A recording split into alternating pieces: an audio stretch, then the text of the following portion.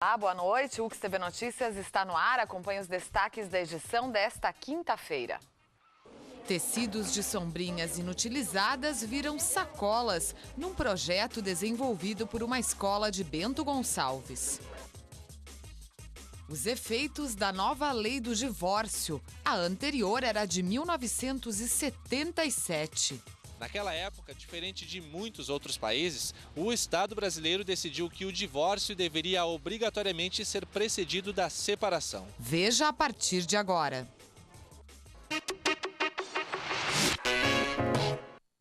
A nova lei do divórcio completou 1 ano no mês de julho. Na reportagem a seguir, você vai ver quais são os efeitos da atual lei na vida de quem rompeu dessa forma um relacionamento. Simone está divorciada há 11 meses. Foram 6 anos de namoro mais 7 de casamento. Em setembro do ano passado, o fim da relação conjugal foi decretado quando o casal assinou o divórcio dentro das diretrizes da nova lei. A gente já vinha, uns 2, 3 anos que a gente se entendia e se desentendia, né? Nunca houve briga, aquela coisa assim de, nossa, não posso falar com ele, né? Aquela coisa. Só que a gente não tinha mais uma vida normal de casados, né? Então a gente viu que não teria o porquê optar em ficar, 1 ano naquela espera de ver se era aquilo que queria ou não. Então a gente optou direto pelo divórcio. Este professor do curso de Direito da Universidade de Caxias do Sul explica o que mudou com a nova legislação. Pelo Código Civil e pela Constituição, antes da emenda, o divórcio ele só seria concedido mediante 2 requisitos. Ou resultante de uma conversão, de uma prévia separação judicial e após transcorrido mais de 1 ano, ou a possibilidade de fazer ele diretamente após transcorridos 2 anos de uma separação de fato do casal. Esta emenda constitucional é de julho do ano passado, mas a lei do divórcio é bem mais antiga no Brasil, de 1977. Naquela época, diferente de muitos outros países, o Estado brasileiro decidiu que o divórcio deveria obrigatoriamente ser precedido da separação. Quando se votou a lei de divórcio, a Igreja condicionou que se fizesse o divórcio, mas precedido de uma prévia separação. Porque a Igreja ela não aceita que se dissolva o casamento, né? Então foi preciso uma negociação que pelo menos acalmasse os interesses da Igreja. Mas afinal, quais os efeitos que a nova lei causou no primeiro ano de aplicação no Brasil? Esta professora atende no SAJU, o Serviço de Assistência Jurídica Gratuita da UX, e acompanha muitos casais que pensam em terminar relacionamentos. De acordo com ela, dificilmente o período entre a separação e o divórcio resulta em conciliação. Por isso, se o casal está decidido, o melhor pode ser mesmo ir direto ao divórcio. Ainda temos o preconceito de que as famílias devem permanecer unidas, ainda que com brigas, em função dos filhos. Essa é uma reclamação que a gente vê bastante. Não gostaria de me separar por causa das crianças. Eu, particularmente, tenho a opinião de que a gente deve separar por causa das crianças. Não por causa das crianças que seja o motivo, mas quanto menos as crianças viverem em ambiente de agressão verbal, oral, física, menos trauma eles terão. Se tu já tem certeza que há algum tempo tu já vem conversando ou não está se entendendo, não tem por que tu adiar. No meu caso foi assim, não teria o porquê adiar. Na reportagem, a professora Rita falou que em poucos casos há reconciliação. Para você ter uma ideia, de julho de 2010 a julho deste ano, mais de 1.000 casais deram entrada em processos de divórcio somente na 2ª Vara de Família de Caxias do Sul. Foram mais de 400 casos consensuais e 940 com litígio, que é quando há discordância entre marido e mulher. Em seguida, você confere uma reportagem sobre reaproveitamento de tecidos de sombrinhas. Antes, você ouve a opinião de estudantes, porque hoje é o dia deles, em relação à educação no Brasil. Como você enxerga a educação hoje no Brasil? Eu acho que ela é não exclusiva, assim, mas mais direcionada às pessoas que têm condições, assim, que vêm preparadas para estudar. Que podem acabar até o final, porque senão, geralmente até o ensino médio, começam graduação, mas demoram para acabar. O mais difícil hoje é a relação com os professores, de hierarquia, assim, dentro das salas de aulas, eu acho que é o mais complicado hoje em dia. Se perdeu muito e é difícil reconstruir uma relação igual e de respeito. Com certeza tem que melhorar muito, eu acho, porque como todo mundo sabe, a educação no Brasil é péssima, né? Falta muito incentivo assim para as pessoas jovens assim para querer estudar. Eu acho que poderia ser aprimorado é a presidente fazer muito mais, né, pela educação, pelas crianças aí, que a maioria aqui no Brasil é tudo escola pública, né? Poderia melhorar isso, a remuneração dos professores, uma alimentação mais digna, mais saudável para essas crianças. Usando guarda-chuvas e sombrinhas estragadas, uma escola de Bento Gonçalves envolve os alunos num projeto ambiental muito bacana. Eles estão aprendendo a reaproveitar materiais que iriam para o lixo. No caso dos guarda-chuvas e das sombrinhas, são criadas sacolas, tudo com a supervisão de voluntárias. O que você faria com um guarda-chuva que já não tem conserto? Certamente o colocaria no lixo. Dona Rosa, porém, viu que os objetos ainda tinham vida útil e, usando sua criatividade, passou a fazer sacolas. A iniciativa da aposentada resultou em uma ação voluntária.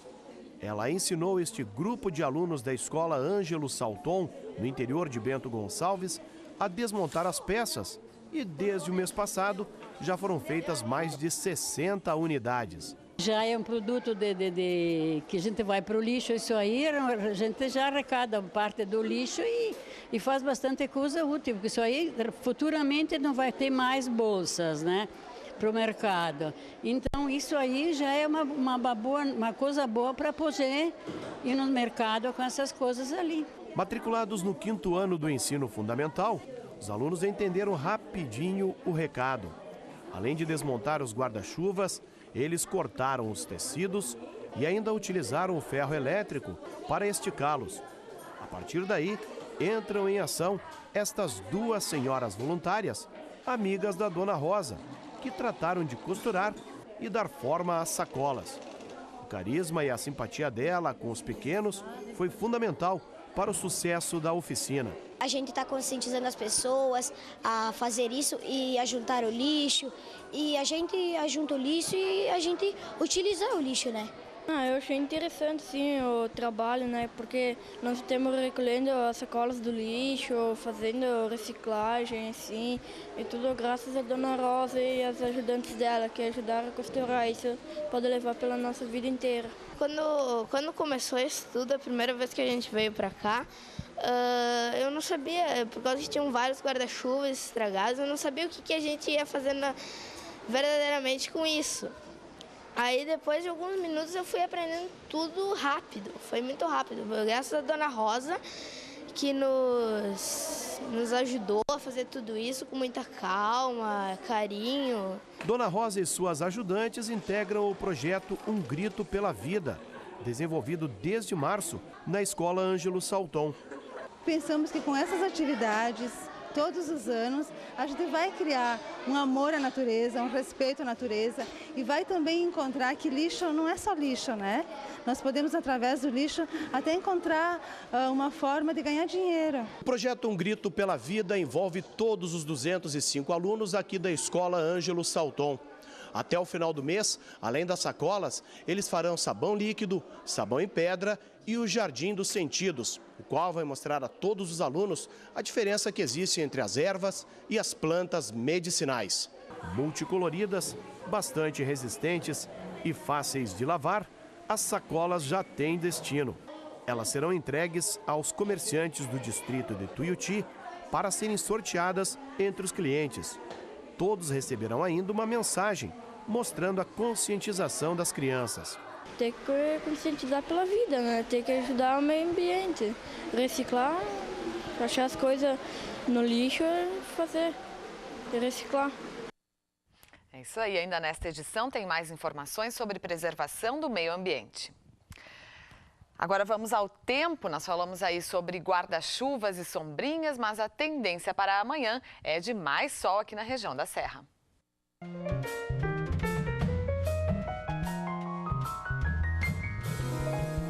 A sexta-feira segue sob a influência de uma forte massa de ar quente que tomou conta de praticamente todo o Rio Grande do Sul.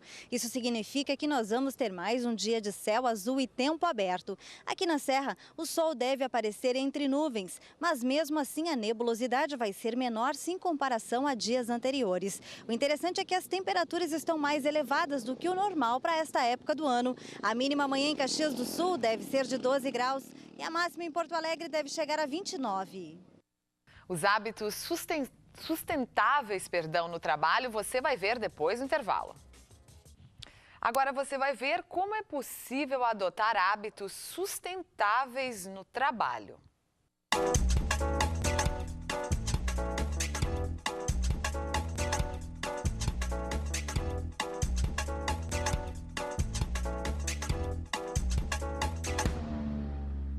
Faça o possível para mudar os hábitos da sua empresa. Adote internas de sustentabilidade no seu local de trabalho. Eu utilizo uma impressora, mais moderna. Aliás, procuro não usar quase nunca, mas e uma outra impressora mais antiga, que é uma impressora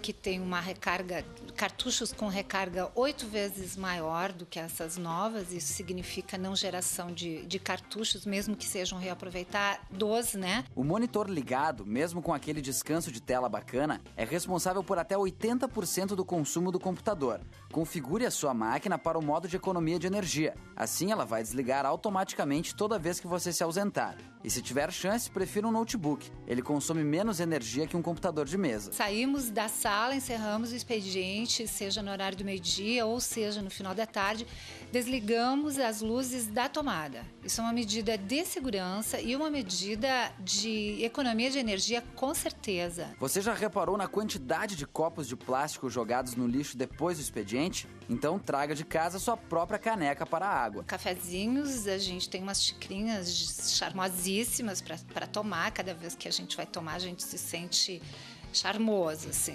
usando as xícaras.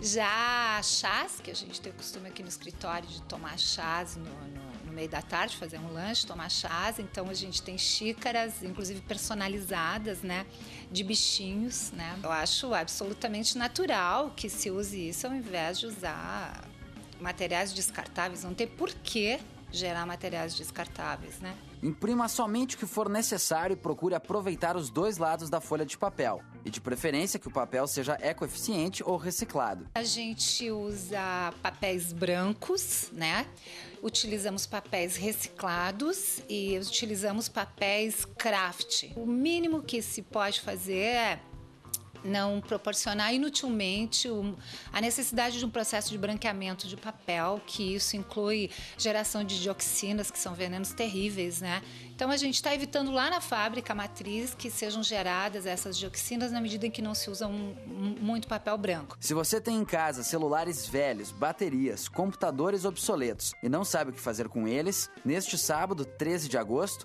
acontece a campanha de recolhimento de equipamentos de informática e telefonia pós-consumo, na Praça Dante Alighieri, entre as 9 da manhã e as 5 horas da tarde. Não devolva para a natureza o que ela não produziu.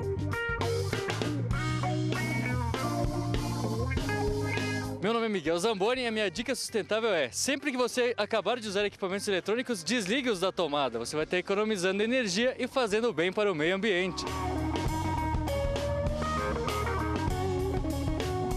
TV Notícias de hoje fica por aqui. Você também pode acompanhar o nosso telejornal pelo blog uxtv.wordpress.com. Uma boa noite para você e até amanhã.